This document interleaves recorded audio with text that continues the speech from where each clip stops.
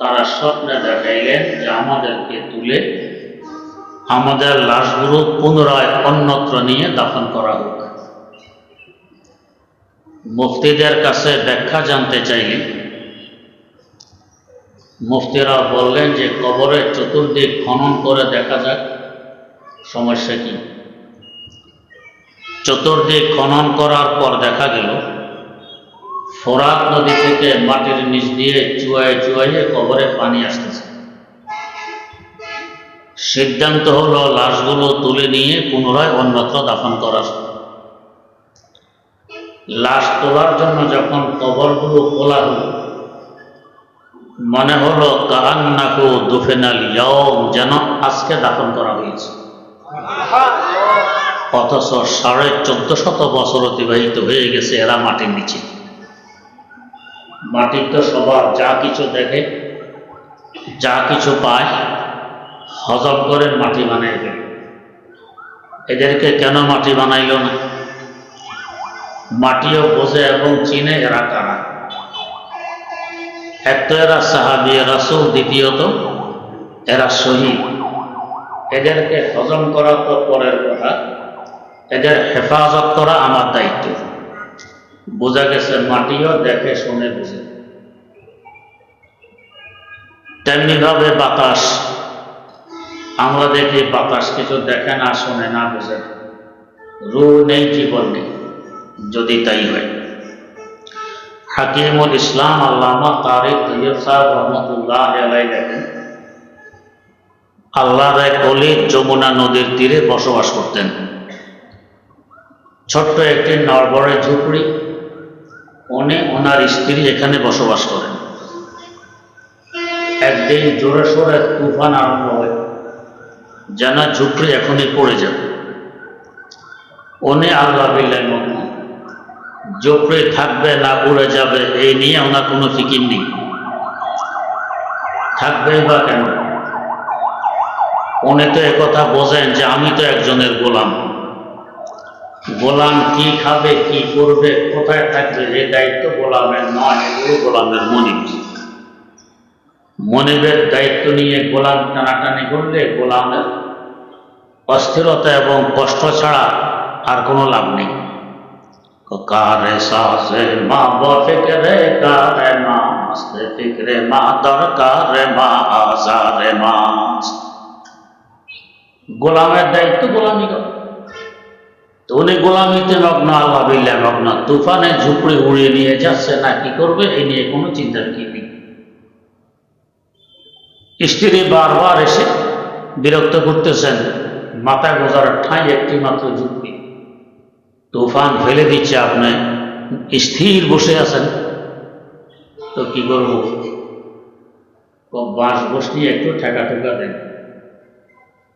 স্ত্রীর যন্ত্রণায় বাঁশ নিয়ে বেরিয়ে যেদিক থেকে তুফান ঠেলতেছে ওদিক থেকে বাঁশ ঠেকাইয়ে উনিও ঠেলা আরম্ভ করছেন। তুফানও ঠেলে, উনিও ঠেলে। এই অবস্থা দেখে স্ত্রী বলছে, আপনার বুদ্ধি শুদ্ধি কোথায় বিনে নিয়ে গেছে? কি তুফানও ঠেলে, আপনিও ঠেলেন। ঝুপড়ি যদি আধা ঘন্টা পরে পড়তো, এখন তো আধা ঘন্টা আগে পড়তো, তো কি করবো? তো উল্টা দিক থেকে বাঁশ লাগাইয়ে ঠেলুন। আল্লাহর ওলির নাম হলো শাহদৌলা। জবাব দিলেন, ও আমি আমার আল্লাহর সাথে হাত ধরব? আমার আল্লাহ যেদিকে শাহদৌলা সেদিকে। এটা বলতেছেন আর ঠেলতেছেন, আমার আল্লাহ যেদিকে শাহদৌলা সেদিকে।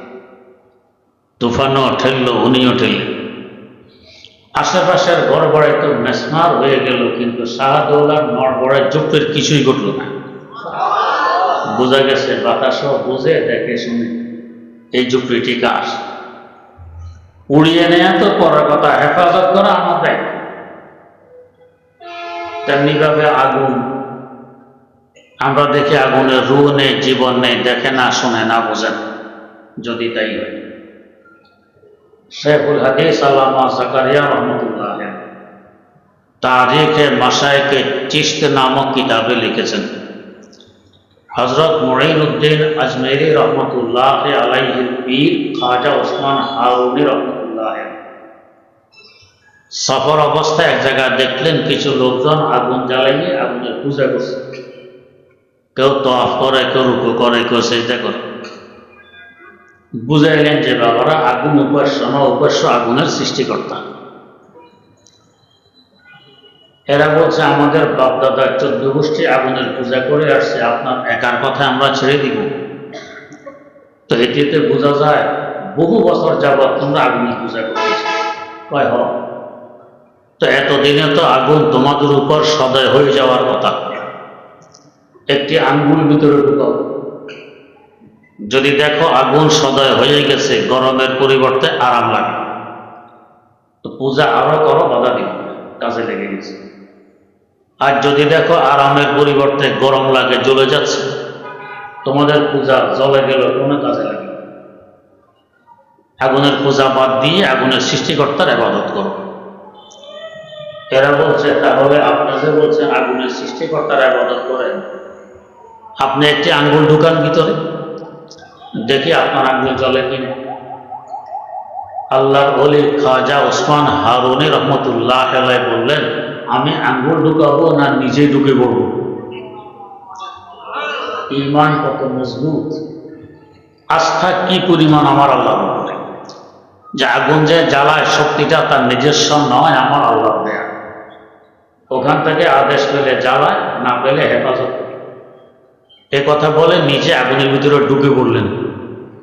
কিছুক্ষণ ঘুরে ফিরে বেরিয়ে আসলেন, দেখলেন যে একটি পশমা জ্বলল। বোঝা গেছে আগুনও দেখে শুনে বুঝে যে আমার ভিতরে কে, তাকে জ্বালানো তো করার কথা, তার হেফাজত এবং আরামের ব্যবস্থা করা আমার দায়িত্ব। আগুনও বুঝে। পাথর একটি জড় পদার্থ, দেখে না, শোনে না, বোঝে। যদি তাই আরে বিল্লাহ আল্লামা রুমি রহমতুল্লাহ আলাইহি মুসনাদে শরীফ একটি ঘটনা লিখেছেন। একদিন আবু জাহালে মলউন 6টি পাথরের টুকরা মুঠের ভিতরে লুকিয়ে দরবারে নবুয়তে উপস্থিত হয়। উপস্থিত হয়ে বলছে, ভাতিজা, তুমি আকাশের উপর কথা শোনা, জমিনের নিচে কথা শোনা, আমার মুঠের ভিতরে কি আছে যদি শুনাইতে পারো, বুঝবো তুমি সত্য নবী। নবী করিম সাল্লাল্লাহু আলাইহি ওয়াসাল্লাম বললেন, চাচা, আপনার মুঠের ভিতরে কি আছে আমি বলতে পারলে বুঝবেন সত্য নবী? আপনার মুঠের ভিতরের বস্তুগুলো যদি সাক্ষী দিয়ে দেয় যে আমি সত্য নবী, তাহলে গফতে বুজালি দুয়া নাদের তরাস্ত, গফতে আরে হকাজা কাদের তরাস্ত। আবু জাহাল বলছে, ভাতিজা বলো কি, তোমার তো বাকশক্তি আছে, কথা বলতে পারে। আমার মুঠের ভিতরে এমন কিছু বস্তু লুকিয়ে আছে, এদের বাকশক্তি নেই, এরা কথা বলতে পারে না। আবু জাহাল এই কথাটি বুঝতে সক্ষম হলো না যে আমাদের মুখের ভিতরে এক টুকরা গোশত নাড়া মারলে আওয়াজ বেরিয়ে আসে, যে গোশতের টুকরাকে আমরা জিহ্বা বলে থাকি। যে আল্লাহ গোশতের টুকরা আওয়াজ বের করার শক্তি দিতে পারেন, এই আল্লাহ পাথরের টুকরা কথা বলার ক্ষমতা দিতে পারেন না? দুজনের কথা চলছে, এর মধ্যে আবু জাহালের মুঠের ভিতর থেকে পাথরের টুকরাগুলো কথা বলা আরম্ভ করে দিয়েছে। কি কথা? গফতে শশপারা হাজার দর দস্তে তুস্তে বিষ্ণু আজহার একটু তাসবিহ দুরুস। ও আবু জাহাল, তোর মতো একজন মুশরিকের মুঠের ভিতরে আমরা 6টি পাথরের টুকরা লুকিয়েছি। তোর ভাতিজা সত্য নবী কি অসত্য নবী সাক্ষী শুনবি? যদি শুনতে চাস তো শুনে নে, লা ইলাহা গুফত ইল্লাল্লাহ গওহরে আহমদ রাসূলুল্লাহ আসফ, গওহরে আহমদ রাসূলুল্লাহ আসফ। আমরা সাক্ষ্য দিচ্ছি একমাত্র উপাস্য আল্লাহ রাব্বুল আলামিন। তোর ভাতিজা হযরত মুহাম্মদ সাল্লাল্লাহু আলাইহি ওয়াসাল্লাম আমাদের আল্লাহর পাঠানো সত্য রাসূল, সাক্ষী দিয়ে দিই। তো যদি পাথর না দেখতো, না শুনতো, না বুঝতো, জীবন না থাকতো, রূহ না থাকতো, দুজনের কথোপকথন শুনলো কি করে, নিজেরা কথাবার্তা বললো কি করে? বোঝা গেছে পাথরেরও রূহ আছে, জীবন আছে, দেখে শুনে বুঝে। যেভাবে প্রত্যেকটি মাখলুকের রূহ আছে, জীবন আছে, এভাবে গোটা কায়নাত আর সৃষ্টি জগতের একটি রূহ আছে। তো সৃষ্টি জগতের রূহ কি? আল্লাহ পাক বলেন, ওয়া কাযালিকা আওহাইনা ইলাইকা রূহাম মিন আমরিনা। কোন ওহীর মাধ্যমে আমি আপনার কাছে রূহ পাঠাই দিয়েছি। আমরা দেখি ওহীর মাধ্যমে পাঠিয়েছেন কোরআনে কারীম। আল্লাহ পাক বলেন পাঠাইছে রূহ। হাকিমুল ইসলাম আল্লামা কারি তৈয়ব সাহেব রহমতুল্লাহ আলাইহি এই আয়াতের তাফসীরে লিখেন, এখানে রূহ মানে কোরআনে কারীম, গোটা সৃষ্টি জগতের রূহ। রূহ যতক্ষণ দেহে থাকে, দেহ ততক্ষণ জিন্দা থাকে। রূহ দেহ ত্যাগ করলে দেহ মুর্দা। তার মানে যতদিন কোরআন জগতে থাকবে, জগৎ জিন্দা থাকবে। কোরআন বিদায় নিবে তো জগৎ মুর্দা হয়ে যাবে। দেহের দাম বেশি না রূহের দাম বেশি? রূহের দাম বেশি। দেহের তুলনা রূহের মূল্য কোটি কোটি গুণ বেশি। তার মানে গোটা দুনিয়া থেকে কোরআনের মূল্য কোটি কোটি গুণ বেশি। কেউ আছে দেহের সেবক, কেউ আছে রূহের সেবক। দেহের সেবক যেমন কৃষক চাষাবাদ করে, শস্য উৎপাদন করে, দেহের সেবা হয়, দেহের খোরাকের ব্যবস্থা হয়। দেহের সেবক ইঞ্জিনিয়ার, বিল্ডিং বানায়, দেহ আরামে ঘুমাইতে পারে, এটা দেহের সেবা।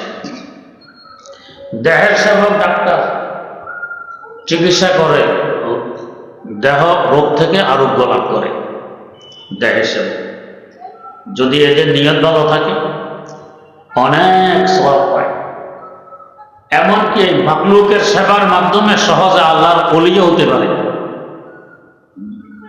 হযরত শেখ শাহাবুদ্দিন সোহরাওয়ার্দী রহমতুল্লাহ আলাইহির সরাসরি খলিফা হযরত শেখ সাদি রহমতুল্লাহ আলাইহি, তিনি বলতেছেন, বুজুর্গি বজুদ খেদমতে খালক নিস্ত, বুজুর্গি বজুদ খেদমতে খালক নিস্ত, নফস বি হুসাইজাত ও দলক নিস্ত।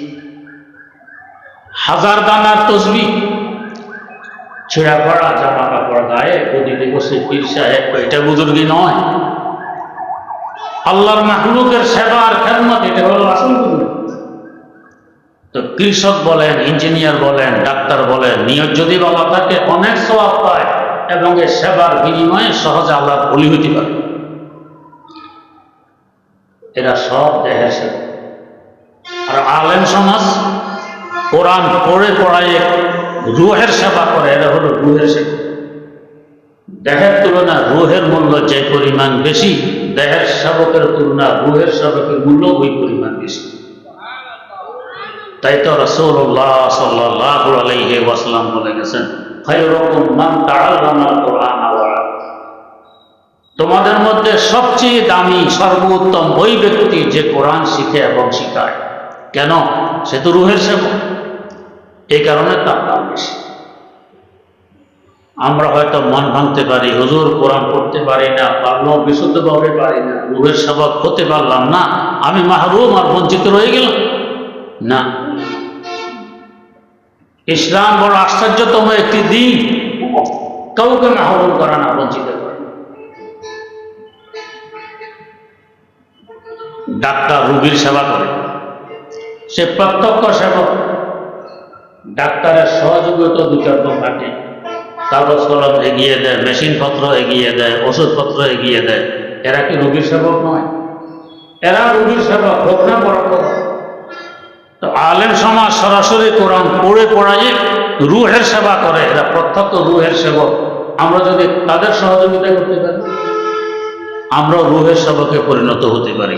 হই না পরোক্ষভাবে, তারপরেও তো রূহের সেবক, এটারও ফজিলত কম। হুজুর মনে হয় টাকা হবে, শুধু টাকা দিলে সহযোগিতা হয়।